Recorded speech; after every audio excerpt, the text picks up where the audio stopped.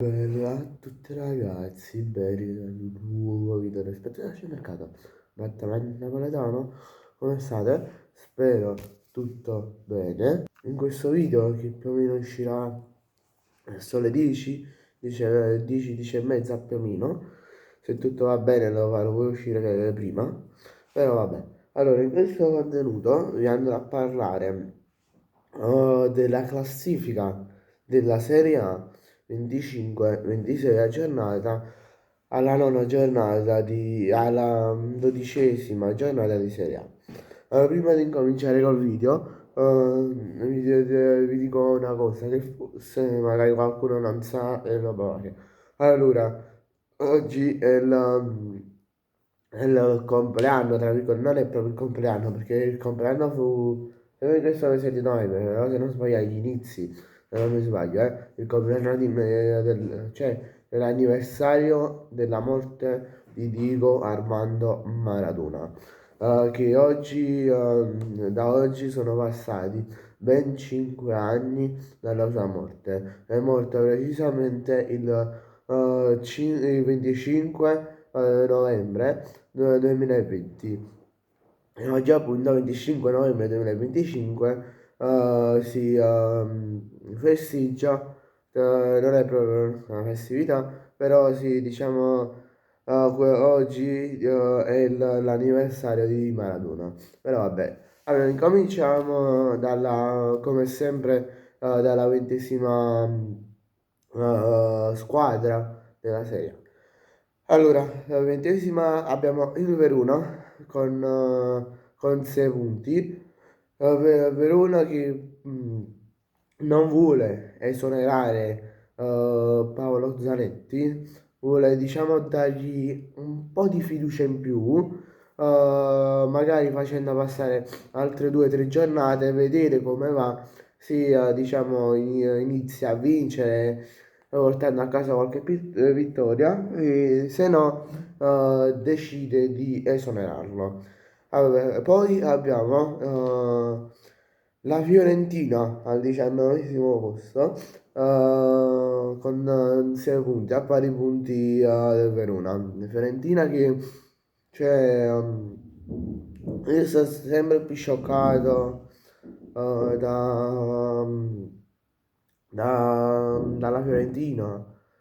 Cioè, mo pure col cambio allenatore, in teoria si dovrebbero dare dei smorzamenti alla Fiorentina. Già sono tipo 2 settimane, più di 2 settimane che ha già cambiato l'allenatore. L'ha cambiato o nella pausa nazionali o la settimana prima, diciamo dell'11ª giornata. E quindi beh, a prescindere da tutto, anche se dovrebbe, diciamo, aver preso un nuovo allenatore nella pausa nazionali,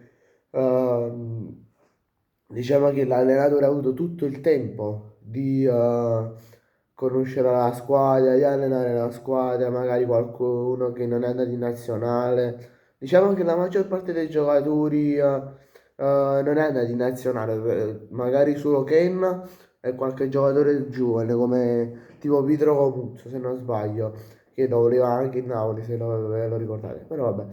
Allora, poi al 18° posto abbiamo il Genoa con 8 punti, fa un piccolo miglioramento da 19° a 18°, però non è che cambia tanto perché stai sempre là, stai sempre lì, stai sempre cioè stai sempre tra le ultime 3, quindi stai per retrocedere in teoria. Però diciamo che la 18ª classificata, ma questo in generale, quindi la terz'ultima classificata, ha sempre quel pochino che potrebbe fare un po' meglio per evitare la retrocessione nella serie minore di ogni liga. Però vabbè. Allora, 17, prima posizione che si salverà, prima squadra che si salverà se continua così è il Lecce con 10 punti, arrivando a 17ª. Lecce che può fare di meglio, sicuramente ok, hai venduto Kristovic, che era diciamo l'attaccante perno della squadra salentina, e anche Baschirotto, però tu con i soldi che ti sono entrati da queste due cessioni, questo lo dirò per sempre, fino a che muoio, tu devi andare ad acquistare dei giocatori che siano all'altezza, oppure che magari grandi talenti, tra virgolette, sempre parlando, perché stiamo parlando sempre di una piccola realtà, con tutto il rispetto del Lecce, e andare, diciamo, a prendere dei nuovi giocatori con molto talento. Poi abbiamo Pisa che arriva che al momento è sedicesima ed è decima, a pari punti con Lecce.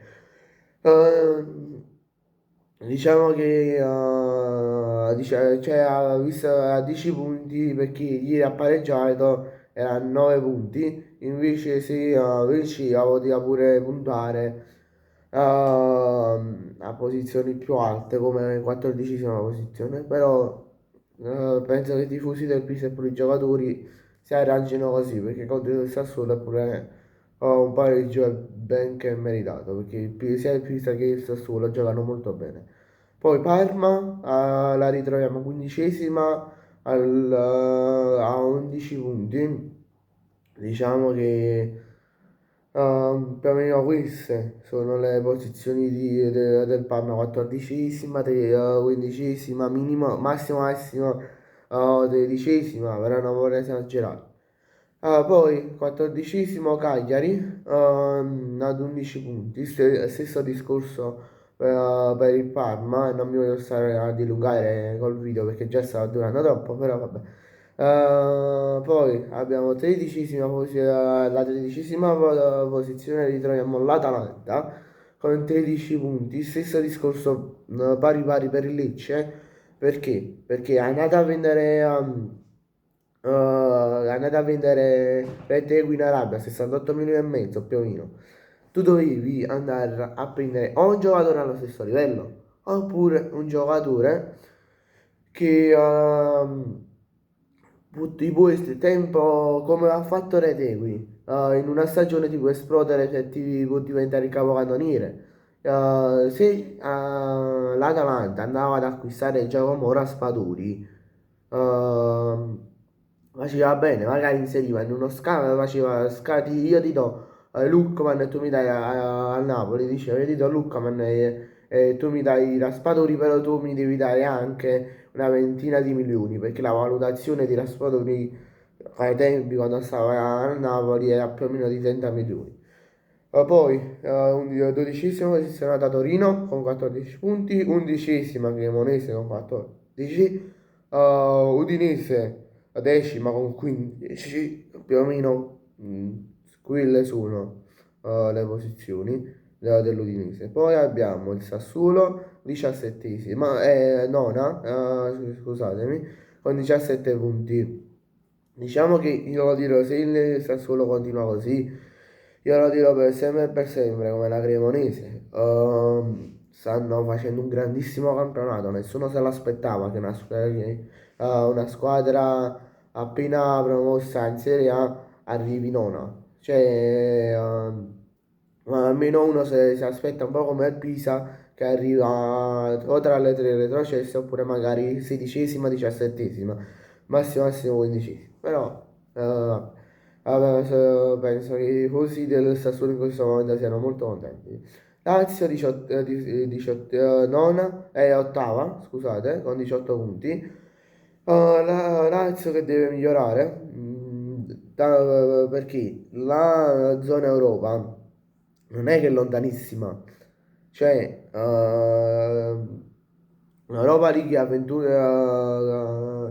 cioè la Conference League è vicinissima, basta che fa una vittoria, due vittorie di seguito, e va, perché ha 18 punti in questo momento. Se fa una vittoria ti passa 21, con 21 punti, quindi a pari punti col Como, e più un'altra vittoria, il Como verde, c'è stato in conference, quindi questo deve fare la Lazio e basta. Poi vabbè, Juve ventesima, a 20 punti con, 7, con la settima posizionata, scusate, Como a 21 punti, ed è il sesto in Europa League e in Conference League. Ah, oggi non riesco a pronunciare Conference League, però vabbè.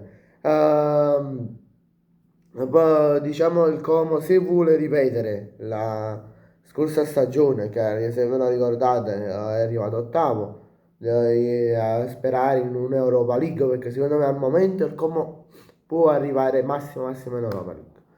Deve migliorare molto, perché il stesso discorso della Lazio, l'Europa League si trova vicino a te a 3 punti a una vittoria, cioè, perché l'Europa League mo ci arriviamo col Bologna a 24 punti ed è quinta.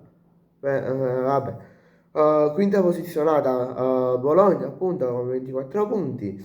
Bologna che più o meno queste sono le posizioni, non vi nascondo che